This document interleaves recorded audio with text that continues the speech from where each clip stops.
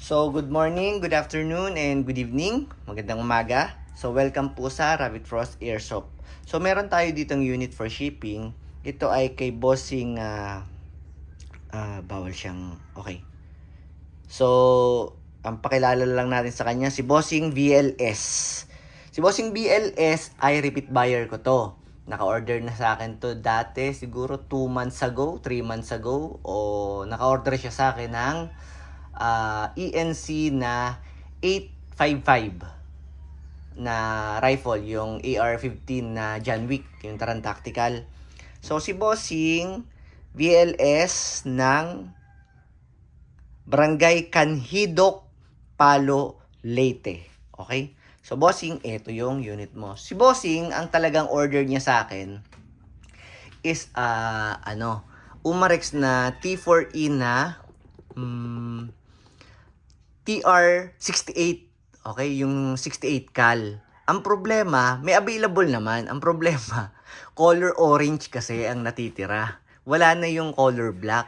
So, si bossing, ayaw niya nung orange kasi nga naman mukhang kulay candy nga naman yung yung unit. So napilitan si bossing kunin itong TR50. Anyway, konti lang naman ang diferensya nila.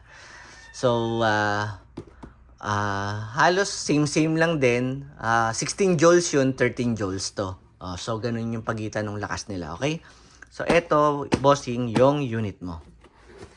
So pagbukas mo, meron diyang user manual. So, hindi mo na yan kailangan. Tapos, ito yung unit. Okay? Sa loob niya, dito, may kasama siyang 5 CO2 couplet. Ano to? 50 pieces na 50 caliber na rubber bullets at saka silicone oil. Okay? So, yun yung Hindi na natin yan gagalawin sa pagtitest fire natin. Meron naman ako ditong Kaso, ang problema, 6-rounder yan, 4 na lang yung natitira ko. Dilaw pa yung isa, oh. Dilaw pa yung isa. Kasi may nag-trigger happy na naman nung inuman. Inubos na naman yung rubber bullet ko. Okay? So, meron ako ditong ito bossing yung nito, yung in case na maubusan ka ng bala. At saka nga pala naghahanap to si bossing ng steel ball, kaso wala na akong available na steel ball. Hindi ko naman mailink yung sa Lazada kasi baka mali yung maibigay na maibigay na sukat. Katulad nung sa barkada ko, umorder siya ng steel ball, mali yung naibigay. Ayun, bumuka yung barrel niya. So, ginawa pa namin, bumayad pa ng 2.2 bago na ayos yung unit niya. So, na 2,000 pa siya. So, antayin na lang namin dumating sa supplier para maka-order ulit kami ng ng aluminum ball na 50 cal. So, ito bossing, 4 lang yung may test ko dito. So, 6-rounder yung unit. So, ganito siya bossing. Ito, ganito siya gamitin. So, ito muna pala yung unit. Ayan. So, may railing siya dito. Pwede mo siyang lagyan ng red dot, no? Si bossing bumili to ng red dot sa akin para dun sa rifle niya. Dito, pwede mo yun ilagay, bossing. Yan. Red dot. Ikakagat mo dito yung parang ipin. Okay? So, ganito siya. Naka-fiber optic siya kung ayaw mo naman ng red dot. Ayan. Tapos, ganito siya gagamitin. Ito, isasangat mo muna dito. Yun. Itong na to. Yan. Yan. Pag nasangat mo na, makukuha mo to. Itong rotating cylinder. Tapos, lagyan natin ng bala. Sa harap siya nilalagyan. Dito kasi hindi siya kakasya. Dito siya lalagyan sa harap. Yan. 2. Ba't kasi kulang, hanep? Dapat 6 man lang ang itinira. 4 na lang to. Hindi ko naman mabawasan to, boss. Hindi ko na babawasan yung yung bala mo. Tetest lang naman natin kung gumagana para lang makita mong gumagana. So, babalik natin siya dyan. Para isang ikot. Ay, wait lang. Diyan, meron pang Lazada, hanep. Okay, so tuloy natin. May dumating kasi akong parcel, yung gear ko sa airsoft. Paglalaro kasi kami ng speedsoft. Anyway, Um, Asa na ba tayo? Ngayon, okay. Nalagyan ko na pala ng bala, no? Oh, so, pag nirotate ko,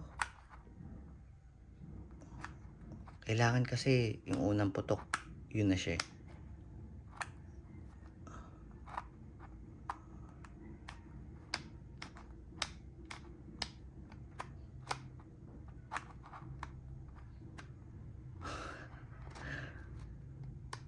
Ayan. Okay. Ay, hindi. Iikot muna kasi siya eh. Pag kinalabit. So, okay. Pagka nalagay mo na yung bala, ibabalik mo lang din to, bossing. Okay? Tapos, isang ikot. Yan. Pagka nag-click na siyang ganon, okay, goods to go na yan. Tapos, dito mo siya lalagyan ng CO2 cartridge, CO2 couplet. Okay? Bago mo siya iputok o kada gagamitin mo, maglalagay ka dito ng silicone oil. May silicone oil din sa loob nitong box mo. Para lang hindi ma-freeze yung mga o-ring natin. May mga o-ring kasi yan sa loob eh. Okay? Tapos, ang lagay ng CO2 couplet, eto, yung iba kasi 'di ba yung mga sa airsoft pa ganito. Kasi nandun yung karayom nila. Eto, pabaliktad kasi ito yung karayom niya, yung quick piercing niya. Ayan. Tapos, kagandahan yan, pagka kahit nasikipan mo to, hindi pa naka-activate yung CO2 mo. Okay? So, pwedeng naka-standby lang na ganyan yan. Nasa ilalim ng kama mo, nasa safety mo.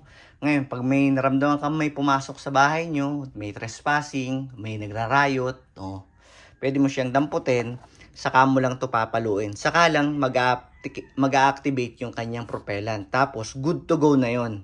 Okay?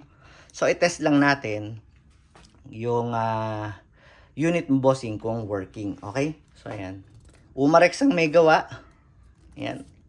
So, tingnan muna natin pala yung kanyang serial number. Para makita mo, bossing, na yung sa serial number na ginamit ko is kaparehas din ng ipapadala ko sa'yo. Okay? Yun nga lang, parang hindi ko alam kung nasa ang tingin ng serial number. Ayun. So, ang serial number niya is, mag-focus ka, tanga ka. Ayan, DC5, ayaw mag-focus. Yan, DC590217. Yung box niya, tingnan natin.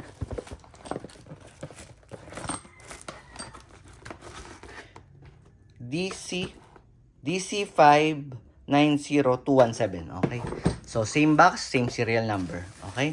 So, kailangan ito rin yung serial number na dadating sa'yo para makita mo na ito rin yung tinesco. Okay? So, anuhin natin. Test lang natin. 4 lang po na bala to, bossing. Okay.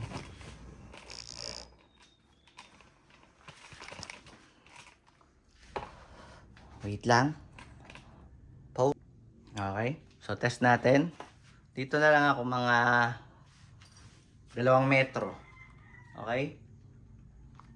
3, 2, 1, firing. Ay, hindi pa pala. So, pipierce muna pala to, bossing. Ito, pupush mo. Pag na-push mo, lalabas na, magiging red na to. Yan, yung indicator na yan. Ayun, naging pula na siya. Wait, zoom natin. Ayan, naging pula na yung indicator. So, ibig sabihin, active na yung kanyang propellant. Okay? Sana hindi ko tamaan yung nakatambak na dito sa shop. Coffee maker. Okay? So, firing. Dito na nga lang. Firing.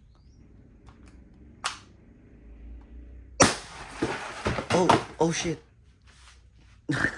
Dali lang. Post muna. So, masyado siyang malakas. Lalayo muna ako, no? Okay. One more.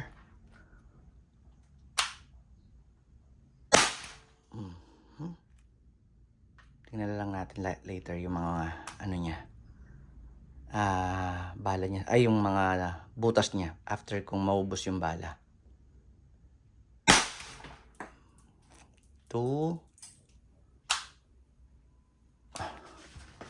So, aayusin ko lang dapat yung box doon. Tapos, kaya ko siya pinost. Ngayon, ang nangyari, hindi ko siya na-play. Kaya, naputol yung video. So, ang sumunod na video na dito, tapos ko na siyang barilin. Parang gago. So, dito naman, na-confuse naman ako So, kasi boss, dapat naka-post siya. Tsaka ako palang ipi-play pagka pakita ko ng box. bossing, Nagulat ako nakita mo, naka-play. ito yung, Kasi nga, nagkamali ako dun sa naging kanina. damage niya Dun dito. sa Sa loob pagputok nito, ko, baka hindi ko siya akala mo, na-play. hindi siya tumatagos. Sa loob nito, may malaking unan. Ayun o. Ay, ba't may lata dito? So, ito, may lata pala siya sa loob. So, ito, yan o. Ito ang nangyari doon sa lata. Hindi ko alam na may lata siya sa loob. Ayan. Nabutas niya yung lata, tapos naging ganito yung itsura ng lata. So, tumagos siya dun sa lata, no?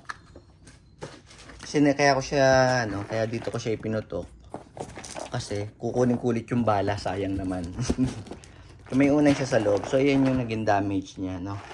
Tapos, parang may nakita akong technique kung paano siya uubusin ng hangin na hindi mo na siya kailangan kalabitin. Kasi pag po ganito, yung isang couplet, pwede yung makaputok ng 12 shots, no? Ngayon, kung hindi mo naman na siya gagamitin, parang pinipindot siya dito para sumingaw. So, hindi ko siya kayang pindutin. So, dahan-dahan na lang natin siyang buksan. Okay? Okay. So, ayun, bossing. So, working yung unit. Okay? So, shiship ko na to. Babalutin ko na. Shiship ko na. Si bossing nagbayad na. Kagabi pa. Thank you, bossing VLS ng Palo, Leyte. Maraming salamat.